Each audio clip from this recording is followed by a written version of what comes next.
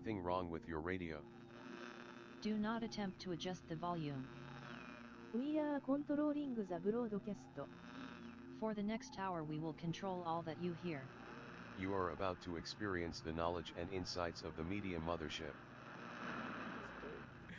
All right, you're listening to Media Mothership here on Edge Radio 99.3 FM.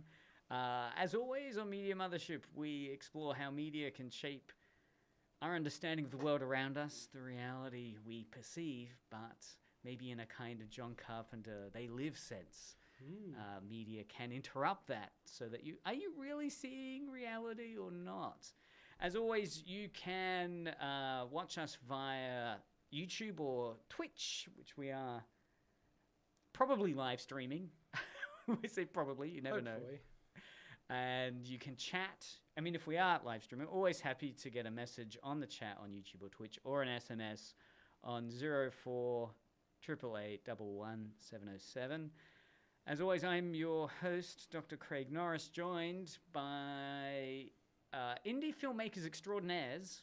Is that? I think I put the plural incorrectly there. You're extraordinaires. I like that. Yeah. I would say Filmmaker I'm extraordinaires. Yeah. Kind of. Anyway, Edward Williams. Hello. I know you from my first experience of you was behind a camera. So I always think of you as a kind of master cinematographer. But you have many roles that you've done in your indie filmmaking life. I don't think I'm quite ready for the title master, but well, yeah. We could of course start with boring ones like Mr. Edward Williams. Yes, that is my name. Yes. But in fact, my sometimes co-host Taylor, of course, we've made an effort to recognize him as a lord based on the dodgy Scottish land property thing he got. Like, oh yeah, he get one of those 1 meter, those. 1 meter plots. Yep. Right. Yep. On some castle somewhere, and it's like, yeah, you're a lord now. Sure. Well, that's why he's lord. Yeah. Okay. Yeah. Yep. Episode 33, I think, of the show. Yeah, right. We unveiled the origins of that. But there you go. Yeah. So one of those. And on Media Mothership, of course, full disclosure, we do not encourage or endorse ventures such as that, unless they're in complete jest. Anyway, I won't go down to more of a hole there. Well, so, okay, yeah, let's Edward. derail this whole conversation and talk about Lord Taylor. Where are we going? So Edward and Daniel Brooks, who I know first from experience with it was before Just Humans, because I was on you were a Bin of Despondency, which a great and obviously I went screening. to Japan with you. Yeah. Gosh. Tempted to say what happens in Japan stays in Japan, like Vegas style, but actually not much unremarkable happened. I mean, there are some great stories. Yes. And we'll dig into those in a future episode. But yes, I guess for the full disclosure, you are a fantastic student of mine, Daniel, in the media school of the University of Tasmania, doing various little media projects during those 3 odd years. Yeah, 3 odd years. Yeah. Odd being the emphasis word. Yes. Yeah, it was literally 3 years. 3 years. From the middle of 2015 to the middle of 2018. Pre-COVID. That's prehistoric, really. It's another, feels like another ancient era. So you guys, however, have gone on to do some great film work. And I know, Daniel, you've done, on Bin of Despondency, it was kind of directing? Yeah, directing, co-writing. And on the socials, I've been noticing new movements happening. Yes. With what's it's Big Love production company? Yes, coming out of yes. those guys? Yes. Who are they? We've been in contact with them for a while now. Yeah, I'm really impressed. I'm in contact with them on a daily basis. Of course, you guys are Big Love. Yes. Yeah. Both metaphysically and literally. I think sometimes you bring much joy. So Big Love Productions is involved in this, of course. You guys are hitting the ground, pre-producing, and what else? Location hunting? Yes. So we started thinking about our next project a few months ago, It was around the time. Actually, it was before Just Humans came out. And So this was another great little Hobart indie film piece. So it's a magical place to live in Hobart. So there's always these wonderful little film things which come out. So Just Humans by Eiley Doreen. And yes, so while we were sort of getting prepared to premiere that, I got very prolific and wrote like 4 scripts. The muse took you. It sounds. Now, mind you, 2 of those artistic. are short, but 2 of them were bigger. Are they genre pieces? Well, one are they? Not to spoil too much. NDAs, right? You've signed NDAs. But one of them in the future is a sort of a horror comedy. Really piece. great. But the one coming up though is more of a sort of drama comedy adventure movie. Fantastic. And this is the one you guys are currently putting your heads together. Yes. So this one was actually only born conceptually about 4 months ago. Right. All right. So that's a very quick turnover. Yeah. Because it was written. It took me about 3.5 months to write, I think, something like that. But it was pretty. It rolled out pretty easily. For whatever reason, it was just a very easy thing to put together. So one of the reasons I'm really keen to get you on is because you're doing everything on a shoestring budget, right? This is a great little insight for listeners out there into how to demystify movie making, right? You don't need to have an enormous budget. The bank of mum and dad. Not that you didn't draw too heavily on that, but your own savings, friends volunteering their services. So I really wanted to take this opportunity to break down for our listeners how you're getting it done, right? What are some of the things that's on your mind? What is pre-production? Well, I suppose it would be preparing for the actual film cycle of making the film. But I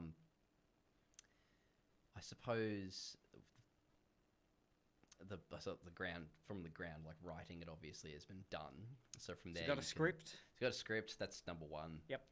But obviously we were sort of thinking about what it was while it was being written. So we were technically planning bits and pieces of how it would be made and what things we'd need for it and who we'd need for it while it was still being written, which expedites the process quite extremely.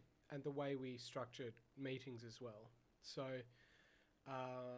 whenever we brought someone new on board that we'd never worked with before, instead of just going, here's a meeting, here's a bunch of paperwork, here's a bunch of, what do you think of the script, all that crap. Oh, sorry. That's all right. Crap. I said it now too. Oh no. I've been very good lately. I've been very good on this show. No, well, I don't think we need a language warning for that one. I apologize, dear listeners. So, no, the meetings were less about the movie and more about just hanging out, getting to know them, seeing if... Because I think the way I view it in my mind, and I'm not sure how Daniel views it, but in my mind it's, I've decided I would like to work with this person. Now it's an opportunity to see if they actually want to work with us. Yeah. Right. So you are bringing some new talent on board. Yeah. This time around. This time we're working with our the same sound guy that we worked with on Just Humans, and Eiley's doing a bunch of work for us as well. Great. So it's the 4 of us again, plus Eiley's younger brother Xavier is starring in it. So this is, again, I guess one of the first steps is the network you're working with are kind of primarily a lot of people your like high school, college, university network? Actually, technically not. Mostly like just post high school is when I most of the people that I work with. But and it seems to be people that we didn't really pay attention to. Not in a rude way. I'm not saying we ignored them. I'm just saying we got them on for something really minor for another project, and then we noticed something about them that we really liked, and so we went, yes, wow, good. Let's take this further. Let's see what we can do with this. Yeah, exactly. And it's a really nice thing to be told, I'd imagine, for them. Hey, we'd like you to be involved further. for a couple of bags of chips or something. You entice them with, here's how much money you'll be paid, and they do anything you want. No. In fact, most of them are like, whoa, I get paid? And I'm like, yeah. Because, I mean, that's always a tricky thing to figure out, a budget. So within that, I mean, there are people that I hope volunteer, or is most of it kind of above board paid? We try to make it mostly paid, unless people don't want to be, which is rare, but not as rare as you'd think. That's really interesting, yeah. Like, mostly extras often go, whoa, why are you paying me for that? But because we respect your time and we value you as a human being. Exactly. That's why we pay. So for you guys, it's a really important moral and economic decision, obviously. Yes. And then it shifts that relationship from, I guess, them coming in and being able to volunteer, and within that there might be a sense of, I don't need to worry too much about this. I'm just these guys are paying me a bit of money. I'll actually try and step up.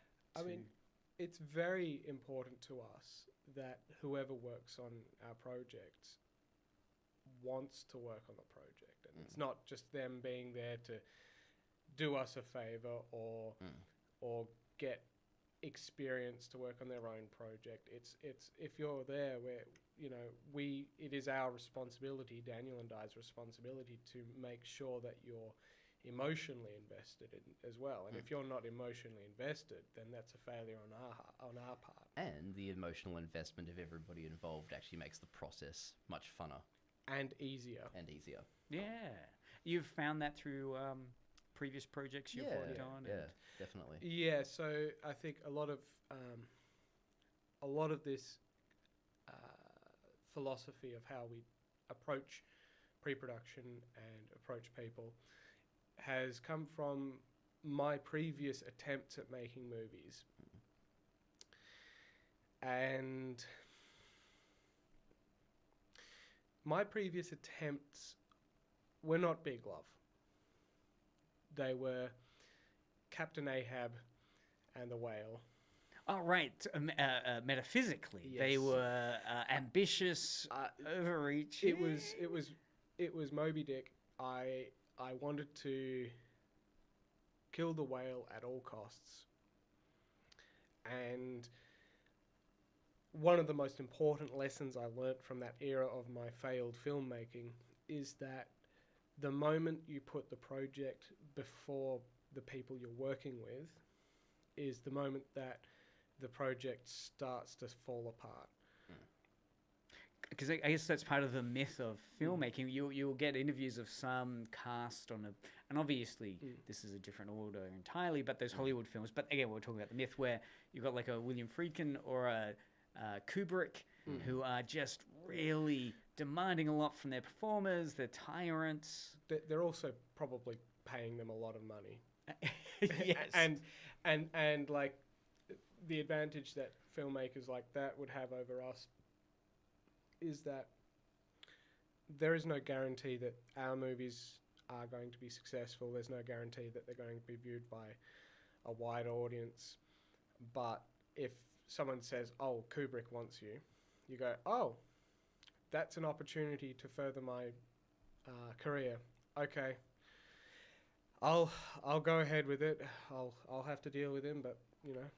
And I guess that might be lost on someone who's a first-time film director thinking, okay, I want to do something indie, and who are some great film directors? I'm going to copy that kind of toxic model, not recognizing, as you're saying, that, well, it's a trade-off, and also that behavior really is quite reprehensible. Yes, not acceptable. And it's also, you look at filmmakers and you go, oh, I want to be like that one. I want to be like Quentin Tarantino. I want to be like the Coen brothers. Oh, and then you try and write something that's Coen brothers, and it's not Coen brothers, but you delude yourself into thinking it's Coen brothers, and it's a fan fiction. It's a fan fiction. Which is great. I love fan fictions here on the show. I've done a couple.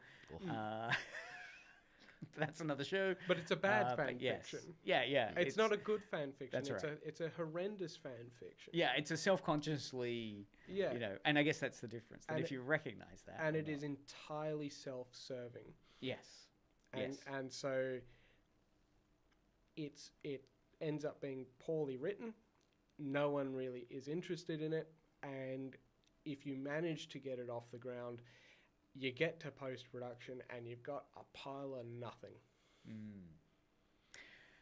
So trying to avoid those as early as possible Yeah. in the stage you guys are at is so important. So again, Yes. being able to draw upon those previous mistakes, or at least having a clearer vision of, okay, I can see how this can get translated Yeah. on the set. Yes. Yes.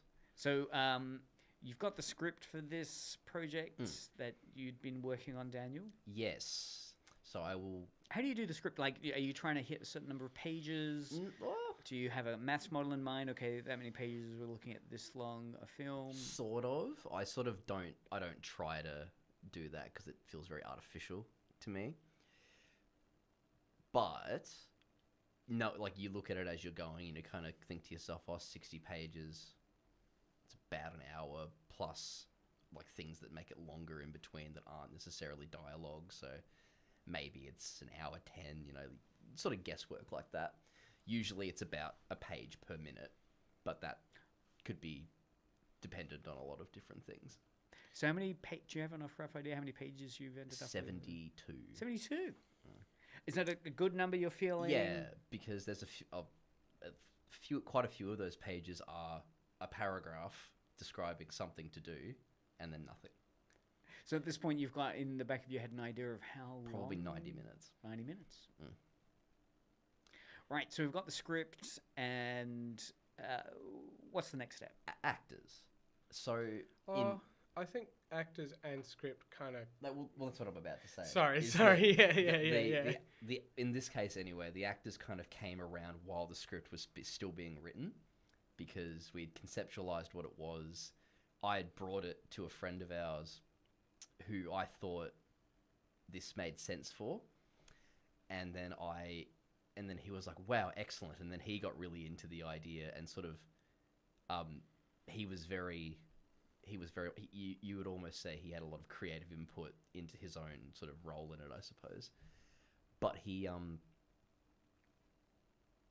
was very interested in really making it good. So he was very on me about ideas, like calling me up all the time. And, here's an idea, blah, blah, blah, blah, stuff like that. And do you encourage that? Yes, you kind of enjoy definitely. that? Obviously, there's like limits to that, and that's something that he understood as well. So, and he was even saying, I don't want to like do too much, but here's an idea. And I go, excellent, you know.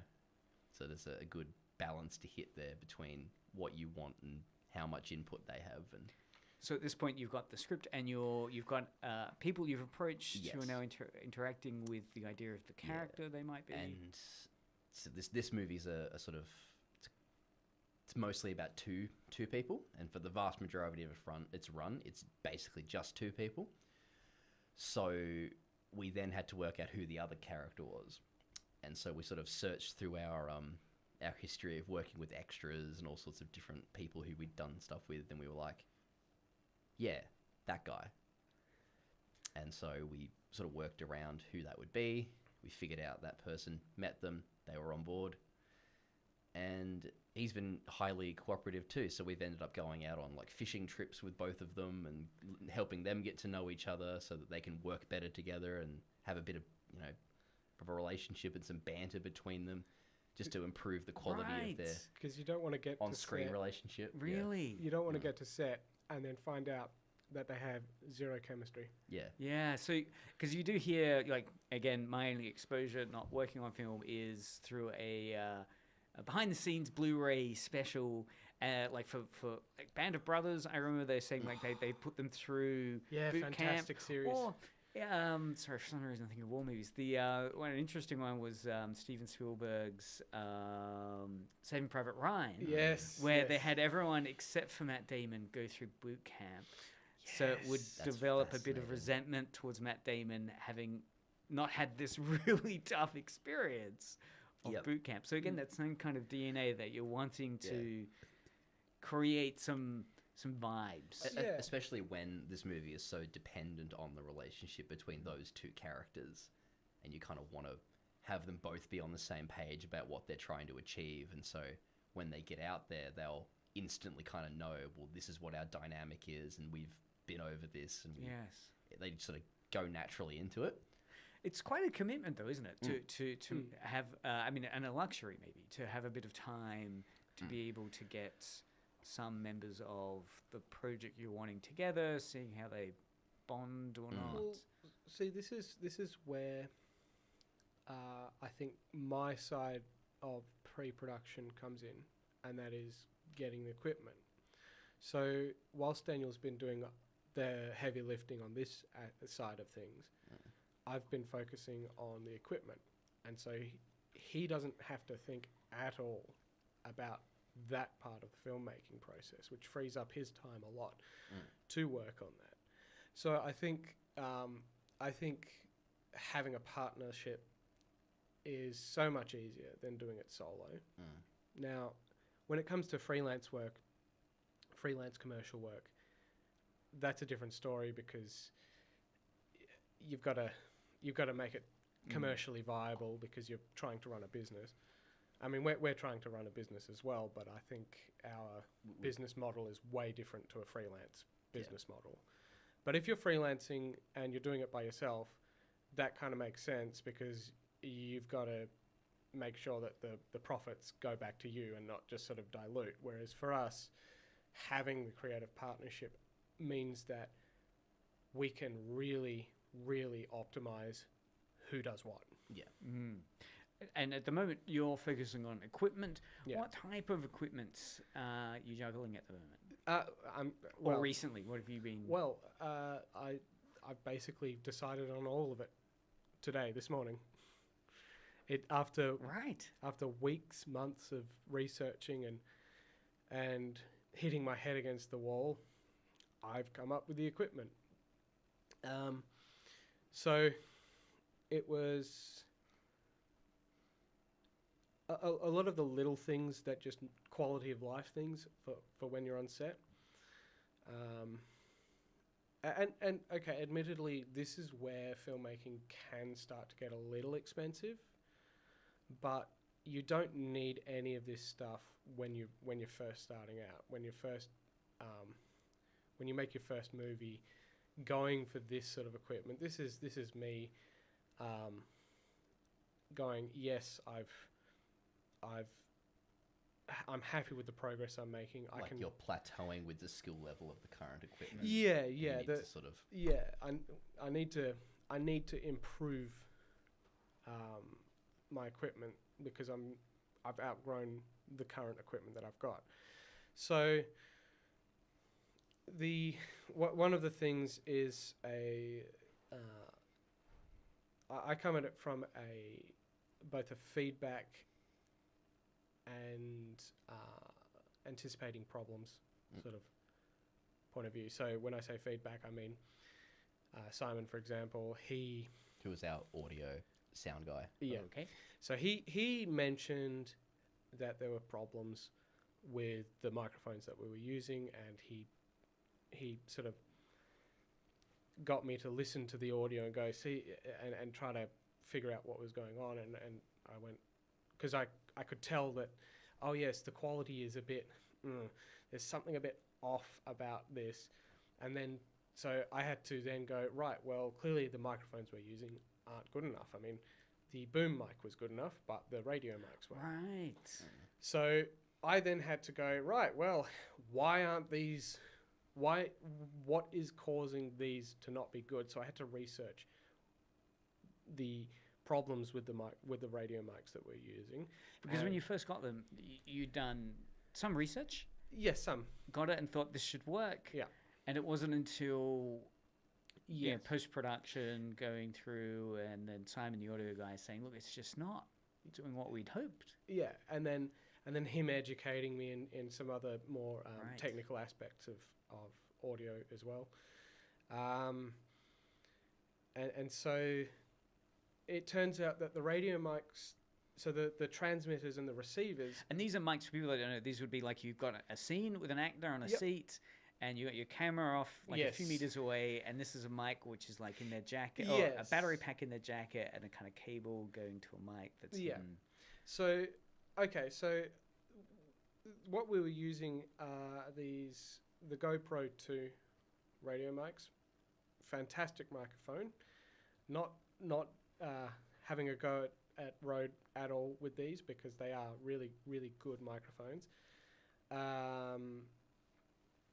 They're little cubes that stick in, and they've got their own built-in microphone, but they've also got a little thing to put lavalier microphones with, and that's the little wire that you're talking about. Yes. And so it turns out that although there are some limitations with that system, I'm confident that Simon can work his way around those. They're not too challenging. The alternative is I fork out another $2,000, $3,000. So yeah. You think the current tech you've got for those wireless can work, but I need good lavalier mics to go with them. Right. So you've needed to upgrade that part. So that part's been upgraded, and then the recorder I put into okay, for everyone listening, I'm trying to condense one of the messiest aspects of filmmaking from an equipment point of view, and that is the audio equipment, because unlike say cameras with Sony, they've got these are the lenses that go with Sony. This is the software you use with Sony, and there's this whole pipeline with the technology. Lights, it doesn't matter because as long as they do the thing they're supposed to do, they work. Audio, however, it's no. So you need Sennheiser lavalier mics. You can get away with the GoPro 2 radio micro mics. You can use a Tascam recorder, but I'm using a Premix 3 or something. It's just this. And then trying to troubleshoot how each one of those interact with each other. Are you where's a good source of information? Is it going to a face-to-face store? Right, Reddit? There is none. The Bing AI chat? There is none.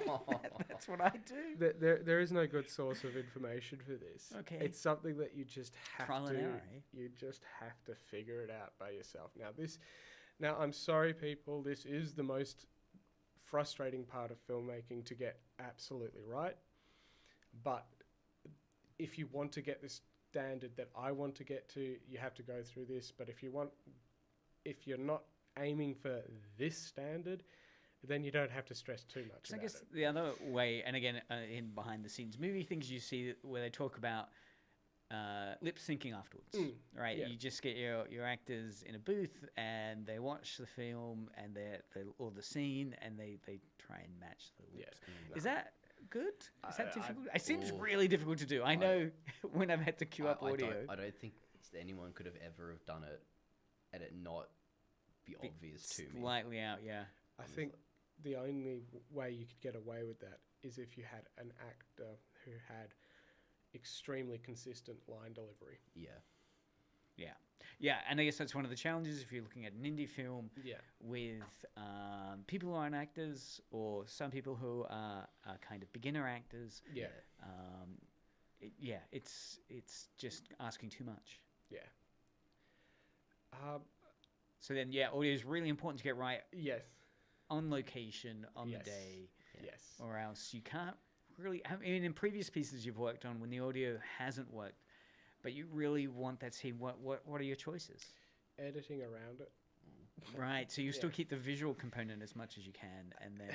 You try, but there have been occasions where we've had to gut entire scenes and replace them with the worst take because the audio was rubbish. Right. So you know when you've got the finished film and you hit that scene, there's a better example of that scene, or there was a better take of that scene that no one can see. Because, And I mean, it's like, okay. There are some phenomenal performances that no one will ever see because the audio was terrible. And that's not the fault of the person recording the audio. Sometimes these things happen, especially when you're filming outside. Oh, wind, the actor suddenly moves their arm against it. Yes. or- Yeah, and I suppose that's another reason that getting the sound right on this movie is particularly important, because it will mostly be outside.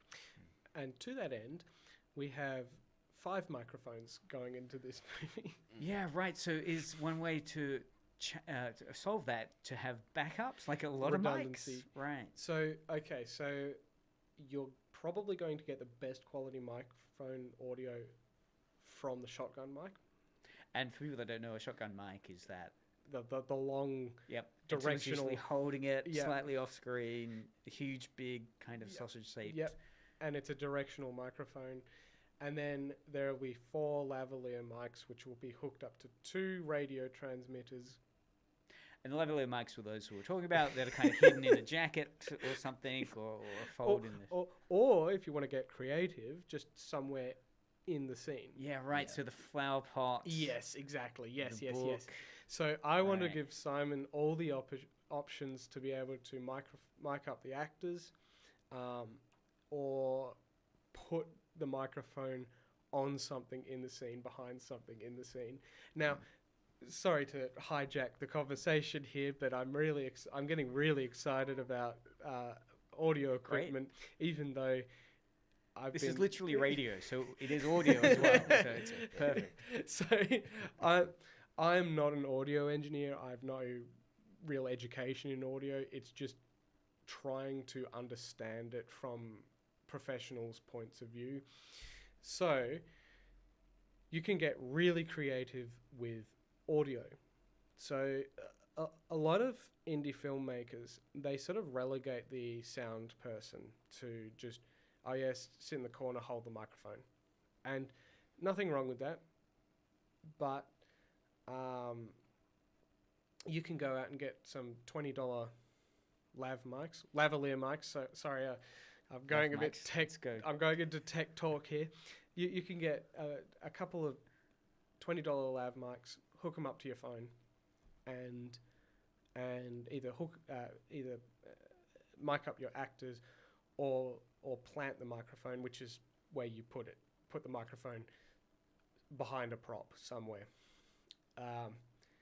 And so there's a lot of potential for some really interesting creative problem solving from the sound recordist's point of view, which is not something that I've seen used a lot in a lot of indie filmmakers, a lot of indie films, sorry.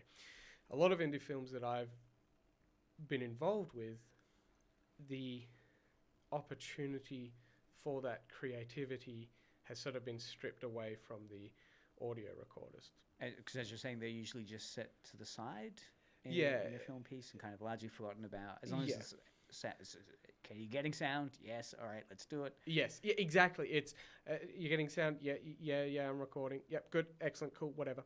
Yeah. Because it's all about what it looks like. And I think it's a shame because when you are directing something and you can see what it looks like. You can't hear what it looks like. So I guess like a lizard part of your brain is going, oh, well, I can't hear it. It must be good because I haven't had someone come up to me and say it was bad. Yeah, and I haven't had any feedback to say it's bad. It's good. Which is why I think we really lucked out with our sound person, because he's phenomenal. He's very switched on, yes. And he knows his noise. He knows noise. He's a real audio nerd. Yeah, and that's what you need. Yeah. Particularly in indie film where everyone's kind of learning on the job. It's very deep end kind of learning curve. And yeah, if you get someone that just loves it, You then always it's going to push need through all that pain. The person who fits a role to kind of be a nerd for that role. And if they are, then your energies all sort of converge on making something pretty good. Yes. And two more aspects of equipment. Sorry, everybody. Sorry. So, No, this is perfect. So we had to figure out how to capture actors in a moving car. Now, you might... Here's a lesson for everyone. So you might look at that and go, oh, that's impossible. Oh, that's so difficult. because you'd have a lot of sound pollution, right? You'd have Well, the engine sound. It's that, but also how do we actually Where does the camera go? Where does How the does camera it, Are you go? sitting in How the is it back capturing seats? Are anything? you putting it on the Yeah, dashboard? so I've gone from the feedback part of the equation, which is what Simon has told me over the course of making these movies, and I've gone, okay, so this is what I have to do with that information. Now it's a simple Google search engine of your choice, or video streaming service of your choice. You just type in, how do I mount a camera onto a car? Yes. And there you have it. What are the results you get? I mean, you get some kind of An immediate result. Hollywood ones, then you get some indie Oh, ones. okay. How to mount a a camera onto a car on a budget. On a yes, on a budget. Yeah. Keyword there. And what do you get? You get a couple of options. Go down to Bunnings, Go- get some PVC pipe. No. It's a hammer? little bit more than that. But essentially, someone's already come up with the Someone's solution. designed it. Someone's designed a solution to this problem. And so you've done this already, or you're I've in this bought- pre-production stage? So you're thinking, okay, we've we've got got I've bought it. Yeah, we've bought it. right. So there's a bit of kit, Yeah, I'm waiting for it to come into the mail. So right? So what is it? Does it strap onto the car? So- is it rubber bands? No, or- it's three suction cups that suction onto the car, external part of the car, Yes. like the Yeah. door Yeah. or something. Yeah. and then some straps. Oops, sorry. And then some straps that anchor it in properly. Oh, good. Yeah, because I've used suction cups for holding my mobile phone. Mm. It'll Yeah. fall off. Yeah. Yeah. I'd hate. Well, these ones have like a little button that you press that So really good quality. Yeah. Yep. and then so Right. until it's weird because I have to keep relearning this lesson. How do you do this on a budget? That's all you have to do. How do you blah on a budget? Blah. Done. But I keep having to relearn this lesson because for so long I'm racking my brain with how do we do this? How do we do that? But the answer's already out there.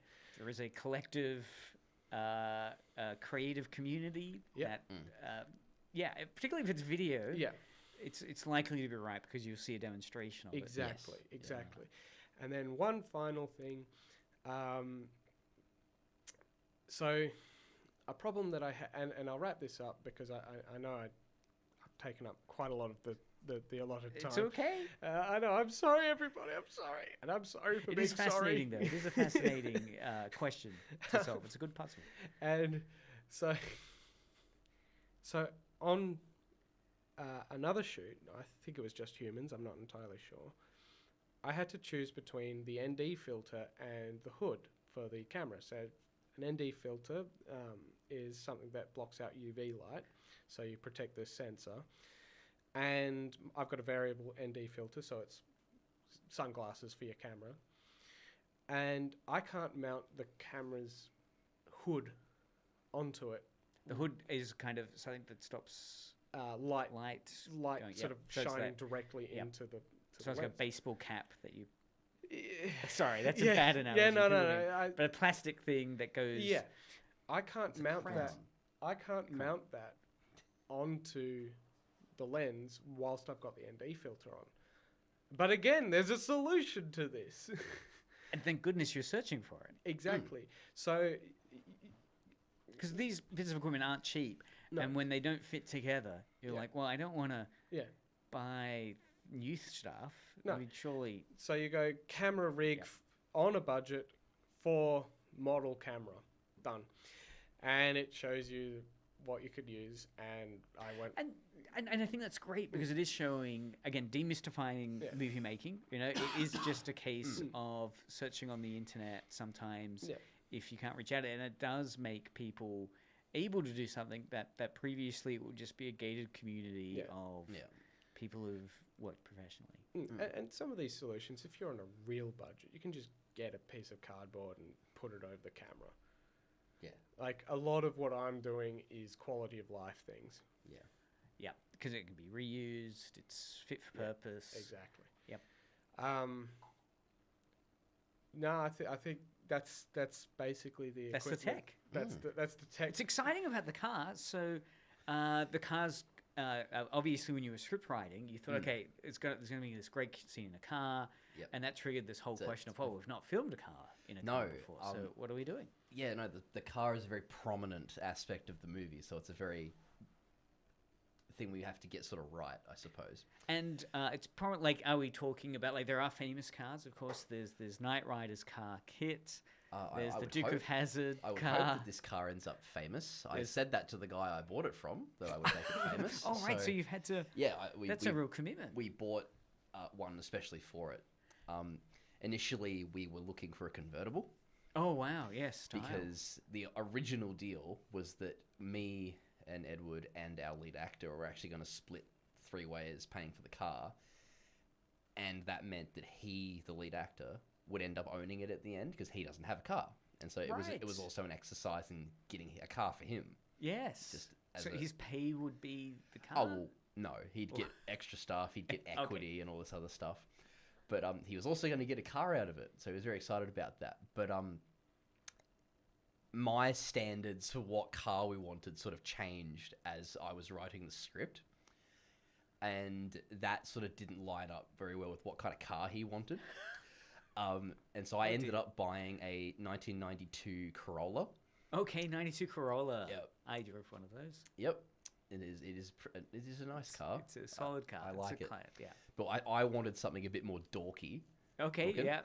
Right. And he Not a something Dodge Challenger or a bit boxier and all that sort of stuff. And he really wanted a 90, some kind of 90s Saab or a Ford Capri. And I was like, well, we keep finding them, but they've either all got something wrong with them, or they're too expensive, or Something catastrophically wrong with them. Yes. we went and looked at one. He and I. It was an old 2000 model Saab that had a cracked firewall. And firewall, that's not the computer firewall. No, that stops viruses getting into it's it. it's the part.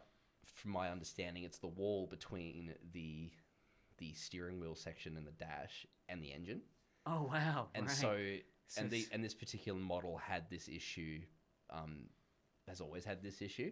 And so the mechanic that we got to look at it and do a pre-inspection on it happened to have trained using this model of car. Wow. And so he went straight for that and went, oh yeah, no, don't do it.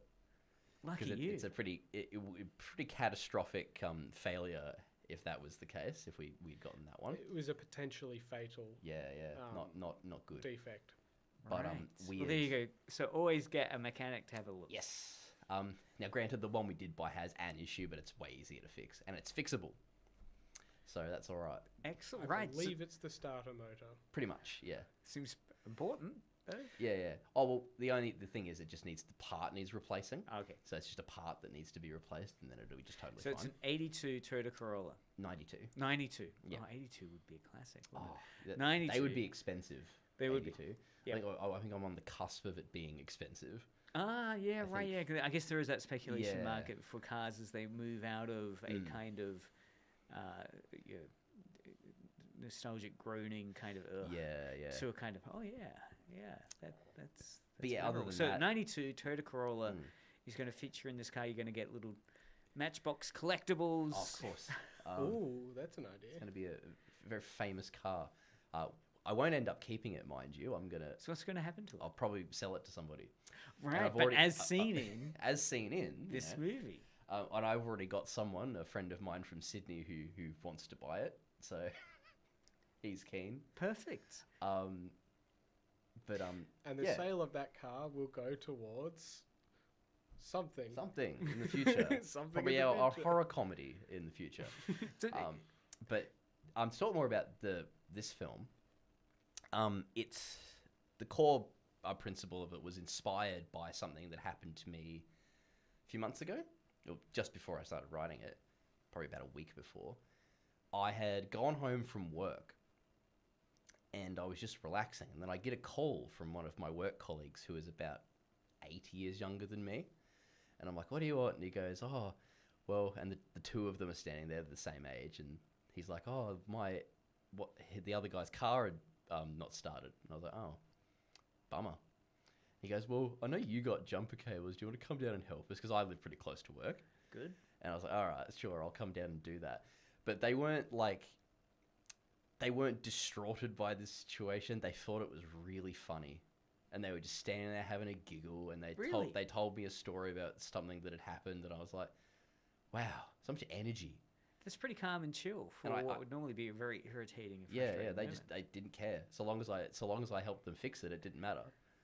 And then they were off on their merry way, and I was just like, to have that kind of outlook that I probably would have had at the time when I was 19. That got me thinking about, well, isn't it interesting the differences between someone who is in their late 20s and someone who's like just turned 20? There's a maturity sort of gap there that I was not reticent to understand until I was 27 now. And that got me thinking about potential ideas for that. And I came up with a little short that was based on that interaction that I'd had. But then I thought of, well, what if it's a whole movie where you get someone who's 28 and someone who's 20 to interact with each other throughout the whole thing? And it's sort of about that dynamic. And that's where the name of the movie comes from. It's called 2028. Right.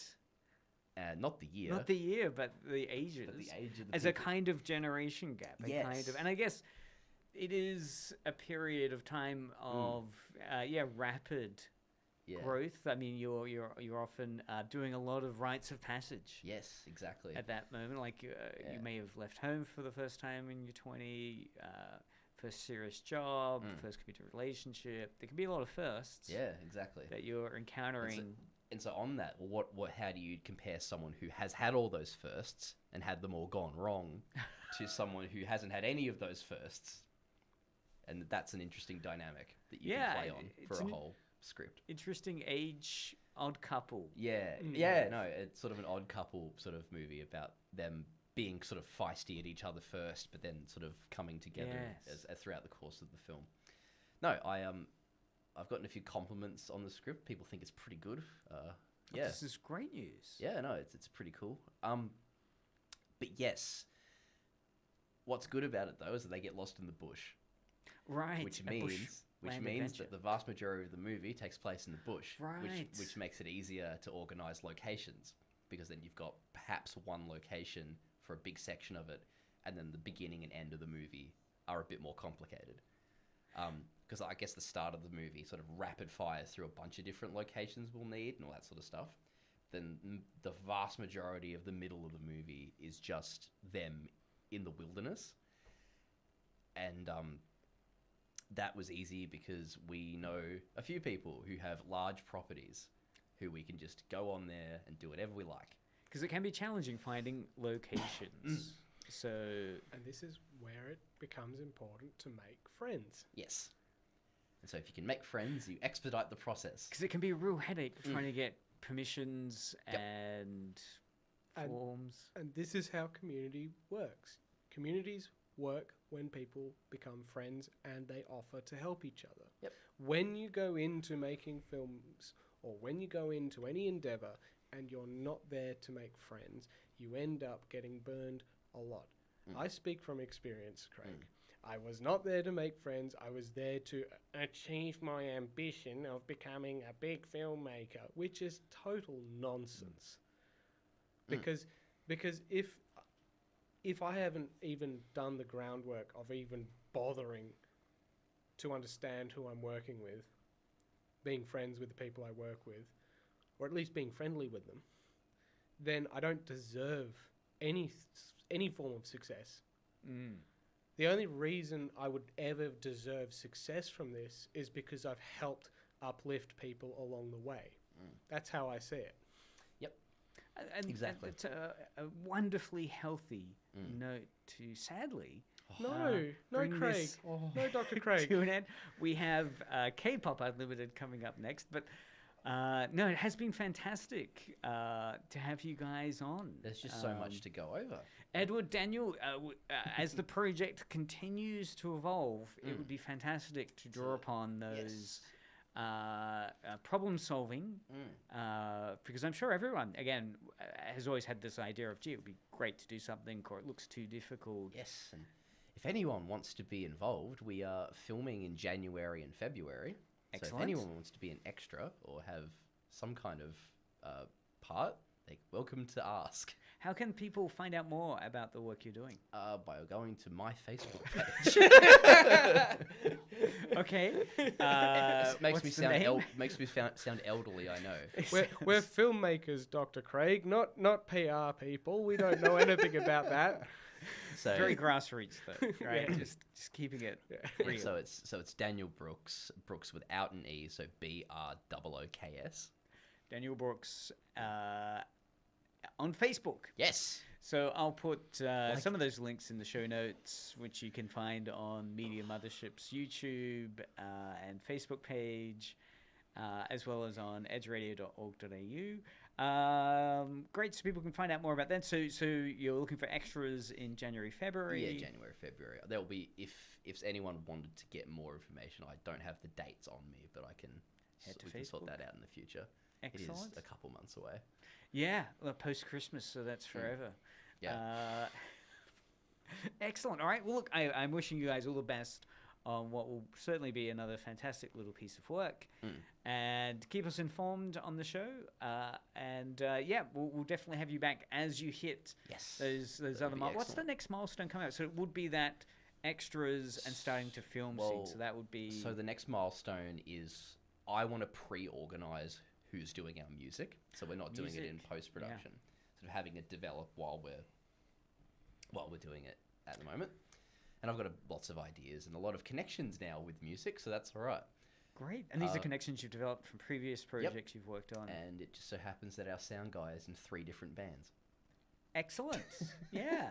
You put yourself out there, start developing a network. It's very exciting to hear how this is coming together and building on previous success and lessons learned. Yes, exactly. Edward, Daniel, thank you again. Well, thank you for having us. Yes, thank you very much, Dr. Craig. And keep listening to Edge Radio. Coming up next is K-Pop Unlimited with DJ CJ and DJ TJ.